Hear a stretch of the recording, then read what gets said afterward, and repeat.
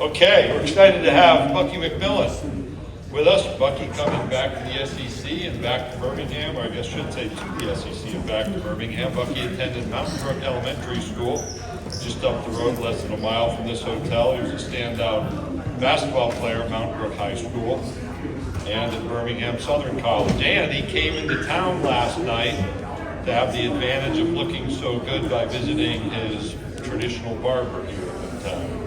At age 24, Bucky was named the head coach of Mountain Brook High School, where he won 5 state championships at a school that had never before won a state championship prior to his arrival.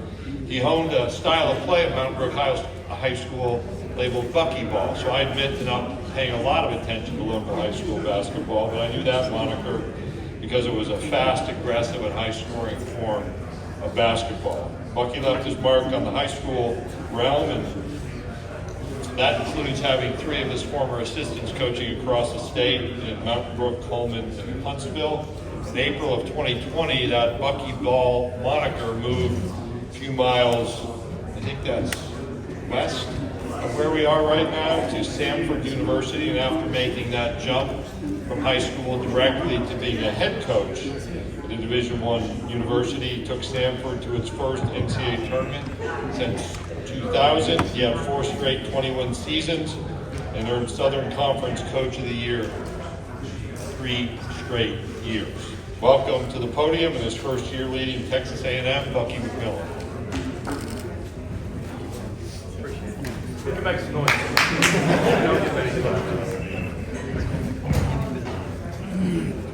Thank y'all.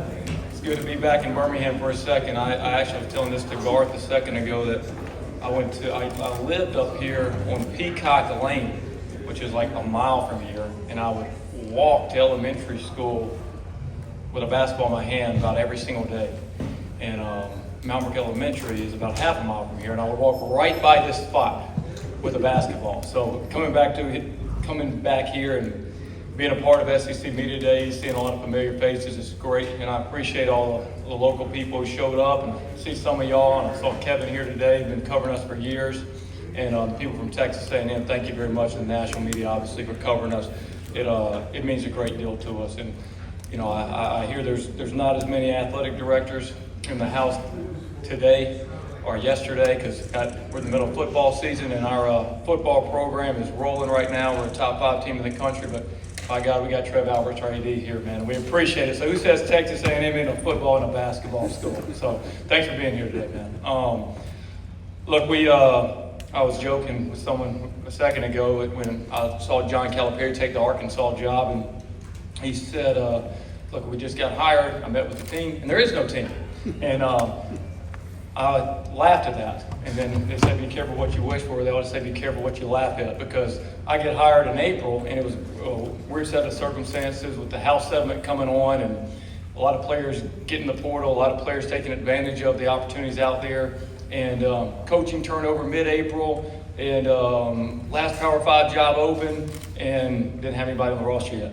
So I totally felt John Calipari's pain. I can tell you this, we're not a finished product, but we're a heck of a lot better than we were in April with nobody on the roster. I think our staff did as good a job as possible of putting together a team that I think can compete in this league. And if you can compete in this league, that means you can get the NCAA tournament. And if you're in the NCAA tournament, you are playing for a national championship. We all know what this league is. It was the best league in the history of college basketball last year. It's predicted to be the best league in the country this year. 14 of the 16 teams went to the tournament last year, 4 in the Elite 8, 2 in the Final 4, and a national champion. I think certain universities are going to have to choose what they want to be good at. I think Texas A&M can be good at everything. I think we got the right leadership there, the resources there, we can be good at everything. And I think Texas A&M, and my goal, everywhere that I've been, whether it was high school and college, we wanted to get to the top of the league. And we did that at a place in high school that certainly had not been to the top of the championship that they play for in the Southern Conference. At Stanford, we did the same thing. Now we're in the SEC. And our goal is obviously not just be happy to be here, but get to the top of this league. Because if you get to the top of this league, you can be a national champion. And I think that Texas A&M is a sleeping giant. I think you can win a national championship at Texas A&M. And I've been elated to be there thus far. For our team this year, I'm so thankful for the players who joined our roster. in April and May because they had to see it before it's happened, before we won a game there, and they had to see it, and some of them had to jump on board before we had other players on the roster. We had some very good players jump on board not knowing who they were going to play with because they believed in the staff, they believed in the university. And so I'm elated with the roster we put together based on the circumstances. I think we got a really good shooting team. We got to come a long way on defense. They always say get old, get deep, get some continuity. Don't have much continuity, obviously, when you don't have any players returning, but we are old, we are deep. I know we'll play a style of basketball that will be very entertaining for the fans and hopefully hard to play against. So that's our team this year. Y'all can ask me about specific players, but very excited to be here and very excited as we go through these years to get to the top of this league. Thank you, Coach. If you have a question, raise your hand. Please give your name and affiliation. Catherine and Emma will get you a microphone. We'll start right in the middle. Owen. Hi, Coach. I'm Owen Buchanan with Texags. Since you have put that team together and you've had that opportunity to practice and all you've seen in practice, what specifically, gives you optimism that you're going to be able to come together and be the kind of team you're talking about? A couple things. First, I would say that our age, they're mature players. They're mature players. We're not totally healthy right now with Mackenzie, but when we have everybody, we have a deep team. So you have an old team that's deep, okay? And when you have old players that are mature, this isn't their first rodeo with college basketball. You're going to hear every kind of coach speak that you've ever heard in your life this week. We've all heard it, what we got to do. We all know it. But the truth is, to compete at this level, the talent gaps can be big or they can be slight. But to have a successful season, you're going to have a team that has the maturity to fight through the adversity of the season. The highs, the lows, and that's why you'll see some teams that go on a 4-game losing streak and they absolutely tank the season because, hey, they weren't ready for the hard. I think our players have been a part of college basketball and know that it's not easy. It's not easy to go on a 3-game road streak or 2-game road streak in all of college basketball, and it dang sure is not easy in this league. So for our players, we have experience playing college basketball. Many of them had experience at the Power 5 level. Coach, we'll go right here in front, second row. Kevin. Hey, Bucky. Kevin Skarbinski with the SEC blog. Why was it important for you to take some of your key staff members with you to A&M? Well, I think we've had a great staff wherever I've coached. I mean, it was all definitely a we. There's familiarity with each other and continuity with how we operate. In addition to taking the staff members that I've known a long time, like Mitch Cole, was actually coached me in college. We added some great staff members as well that knew Texas A&M. So what's unique about our staff is you can say y'all kind of new there, but Mitch Cole's coach at Texas A&M, won the SEC championship there as an assistant coach. Kyle Keller did the same thing. Darby Rich is coached there, and Frank Hagan coached there. And so you're looking at all coaches who Darby Rich is, in my opinion, maybe the best strength coach on college basketball. And then you're looking at 3 other coaches who have been head coaches and have won championships and recruited at a very, very high level. But Texas A&M is a unique place, and that the people there, I say Aggies support Aggies, and those that we brought with us were Aggies at one point. And once you're an Aggie, you're kind of always an Aggie.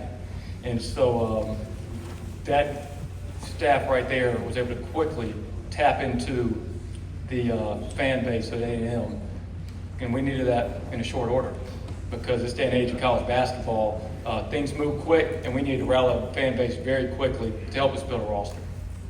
Coach, we'll go on the fourth row, straight from the podium. Hey, Coach. Caleb Turning be him now. You mentioned your background and growing up here. At what point did you really start to feel like you could get an opportunity to coach at this level and in this conference? And what made now the right time to make that jump? What made the right time now was that we have great administration, and I worked for a tremendous person when I was at Mountain Brook High School. It's a guy an athletic director there named Terry Cooper, who I actually played for there. And so I knew him, believed in him, and I took the Mountain Brook job. And I honestly felt at that time I was the best person for that job. And then I knew Martin Newton at Stanford, and when I went to Stanford, I felt I was the right person for that job. And I believed in him. And then when I talked to Trev Alberts and his vision for what he wants to do at A&M, I felt I fit that job, and that job fit me. right? You're talking about when did I know? You don't know how that works. Like you don't know like where am I going to end up? There's no difference. I can tell you this: when I was at Sanford and we're playing Kansas in the NCAA tournament, and there's 2 minutes left to go in the game, or I'm coaching a JV basketball game, there's 2 minutes left to go in the game. As a coach and as a competitor, you don't know the difference. You don't keep up with the difference. You are where you are, right? What I can say is I think that we had a lot of college coaches come and recruit some of my players in high school. I got to see every angle, and that experience for me was probably better than any experience I've even had as a college coach. I got to see every single, I had a McDonald's All-American on my team. I got to see every school in the country recruit that player. What worked, what didn't work. That helped me tremendously understanding the recruiting game. Though I hadn't recruited before I went to Sanford, I got to see every coach in the country recruit my guys. And so once we kind of figured that out and, say, I know how this recruiting works, the basketball stuff and the connecting piece, that's something that I'm very comfortable doing. I've done it my whole life. Okay, we'll go on the second row. Hey Bucky, Neil Blackman, Saturday Down South. It looks like the better teams that you had at Sanford in particular, obviously play fast, shoot a lot of threes, make a lot of threes, but you guys were able to generate a lot of rim pressure for mid-major team, particularly on the offensive glass. Did you go about kind of constructing a roster you can replicate that in the SEC where that's even more important? Yeah. Look, when we had to construct our roster, we had to take the best what was out there. And so we knew, and I've told this to different people, we're not going to win an Oscar opening night, right? You got to put the actors together that fit it perfectly to do that on opening night. We had to put together a roster that had good people and had talent. And so we'll have to play smaller in spots this year, some guys out of position. But we know that when you look at the Final Four, those rosters all have one thing in common. Is it that they play zone? Is it that they play man? Is it that they press? Is it that they shoot a lot of threes? And one thing in common, they have talent. So for us, we just had to put a roster together that had talent. We said, we'll figure it out once we get that talent, as long as they are the right people and they fit Texas A&M. So to your question about rim protection, I'd be the first to tell you, hey, we may have lineups out there where we don't have anybody over taller than 6'5". And that can be challenging. We better steal the ball before they shoot it. And then we may have times out there we put 2 7-footers out there. But we just got to figure it out as we go. Coach, we'll go to the back row. Bucky, Richard Hendricks, ESPN. You've been able to obviously be from the state of Alabama, and you were able to get a North Alabama kid in Jakari Lane. How has he been able to transition into your program? Richard Hendricks, I watched him play for years, man, the man. Jakari's been great. Every intangible that you could have in a player, Jakari has. Like he really does. And you can't put a price tag on that. Like for these players coming up from mid-major, the difference in, like we talk about talent, is that. But he's a winner. Jakari's a winner. He's won everywhere he's been. He's won at places that hadn't won yet. So there's things he'll do on a stat sheet that'll be great. But more importantly, the intangibles he has, moving the basketball, being about winning every day. So happy to be at Texas A&M, not taking it for granted. That's the type of player I can ride with. And he's going to be a big part of our success this year. We'll take one final question in the middle. Paula? Yeah, Coach, you did talk about taking your basketball back here when you were a kid, things like that. I just want to press, if you don't mind, what's this just experience like to have grown up here and start your career and everything, and to come here now as a SEC basketball coach? I wonder if it's emotional or nostalgic, or is it just another day in a coach's life? Well, I saw a lot of familiar faces when I came here, and people stopped by to say, hey, you've heard the saying, it takes a village to raise a child, right? And this village raised me. And so I wouldn't be here without the people of this village. And we did a lot of great things together. And we're about to do a lot of great things at Texas A&M. And there's a lot of people I'm meeting out there. And it was special when we did it here because we all did it together. And at Texas A&M, when we get it done, it's going to be even more special because there's a lot more people that are going to have to come together to do it. And I'm looking forward to making it happen. Coach, thank you for your time this afternoon. Thank you. I appreciate it. What is a fair, reasonable expectation for this team? With this team that started off, there was no roster and none of y'all played together before and only practiced together. So, maybe some people have great expectations, maybe some don't have any at all. So, from the player's perspective, what do you think is a fair expectation? We have expectations to win games and to win at a high level, if I'm being honest with you. I feel like we have the team that could really win some games in the SEC and prove some people wrong. We're really together as a group, so I think, fair expectation for sure. We want to make the tournament. I think, when you start there and when you get to the tournament, anything can happen from there. So I think we just want to, I don't know if we're looking too far down the line. We just want to start taking things game by game when we start playing, and I think the rest will take care of itself, because I really do think we have a really good group to win some games. So. Can you personally be as productive for A&M as you were against A&M? I'll try to. Hopefully it leads to some wins. That's what matters most. So. Pop, is anything different about Bucky than other coaches that you've coached for in his recruiting of you, and then his coaching and practice? Just what stands out about him? I mean, I'll say the biggest thing is he's younger than any other coach that I've had. So, you can relate to him on a different level, honestly, just because he's younger. Has a younger personality to him. Does a good job of vibing with all the guys. But, he's just super outgoing, man. He's young energy. He gets on us really hard, but it's in a way where we all respect it, because he has a relationship with all of us off the court. So for sure, different type of, most different coach that I've had, just with the style of play and stuff like that. But I think it's going to benefit me, and I think it's going to benefit our whole team. So. Community is something that he really embodies. How does he try to get you guys to translate that, to pour into the university, be involved, go to other sporting events, stuff like that? Yeah, he always encourages us to go to other sporting events. We were at Midnight Yell last weekend, and he was just, you could just tell he was super fired up and passionate, being out there with the fan base. And I think, him being like that with them, they're going to give him the same level of, respect and treatment back. I think they're really going to love Bucky for what he does with the community, how much he cares, or how much he wants us to care. So it's great for sure. We've heard, Bucky ball and this and that. Right. For those us who've not actually seen it, and I guess this is your first time playing it. Yeah. Why is it so much different? It's just super fast. It's nonstop. It's relentless. That's the best word I could probably say to describe it. It's just relentless pressure, relentless fast pace to play.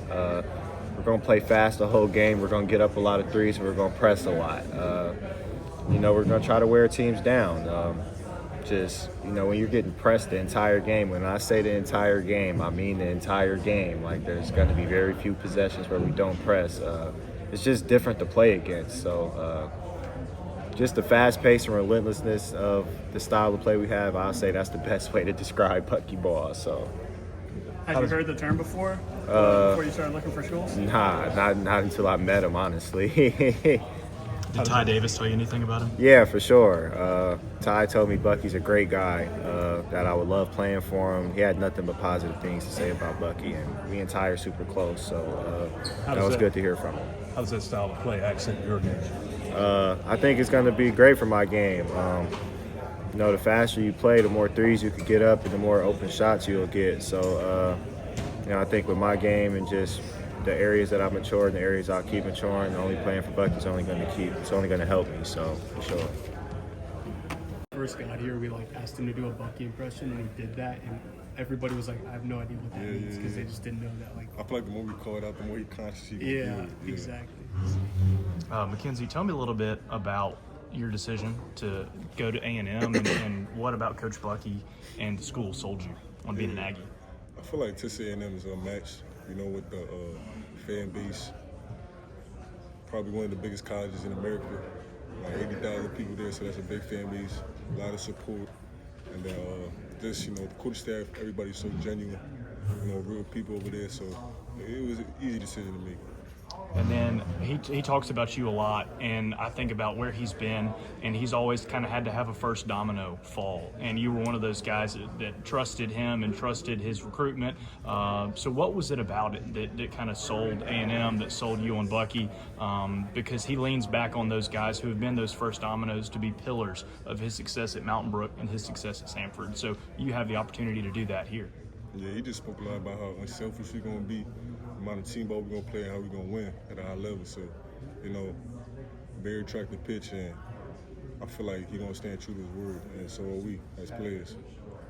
How does your play style accent what Bucky Ball was trying to do at Texas? Yeah, I feel like just shooting the ball at a high clip. He loves shooters, people who can get to the paint and make something happen. So just be able to shoot the ball at a high clip and get into the charge. And you specifically, that's how you feel as if you would be able to show what you can do within that? For sure. Is there any difference in where you've been and what you've been doing now in terms of like you had no idea? I mean, obviously the recruitment, there's a pitch there, but is there anything new where you're like, well, I've never done this type of basketball or this speed, or what's new about Bucky Ball to you? Just the pace, really. It's not really new, but it's just like a refresher. You always, AAU ball, you playing fast. On the college team, you playing fast. It's just, just switching over from one side play to another. And then competing in the SEC, how excited are you to do that? Man, come on, SEC, it can't get better than that. You know what I'm saying? It's just very physical. Every game, the biggest game, so it's gonna be fun.